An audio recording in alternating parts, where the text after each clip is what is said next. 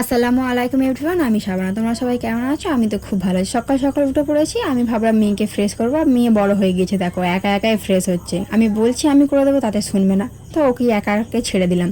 আমি টেবিলটা গোছাতে গোছাতেই চুড়িগুলো দেখতে পেলাম। ভাবি অনেক দিন হয়ে গেছে চুড়িগুলো দিয়েছে। আমি সচরাচর চুড়ি পরি না, তাই জন্য পরাও হয়নি। আজ ভাবলাম একটু ভাবিকে খুশি করার জন্য পরা যাক, তো আমি চুড়িগুলো পরে নিয়েছিলাম। পরে নিয়ে হাজব্যান্ডকে ডাকতে শুরু করে দিলাম, কারণ চুড়িগুলো পরেছি কেমন লাগছে দেখানোর জন্য। আমার ডাকাটাই বৃথা হলো, ডাকতে ডাকতে উঠলোই না। তারপর আমি চুড়িগুলো খুলে দিয়ে আমার কাজ শুরু করে দিলাম। ডক্টর বাবুকে ডাবল লাল তেল দিয়ে মাসাজ করতে হয়েছে, তো আমি সেই কাজটাই শুরু করে দিলাম। মাসাজ করা হয়ে গেল। আমি ক্যামেরা অন করতে না করতে মেয়ে দেখো ক্যামেরার দিকে তাকিয়ে আছে। তারপর সব কাজগুলো কমপ্লিট করে নিয়ে আমি খেতে বসেছি।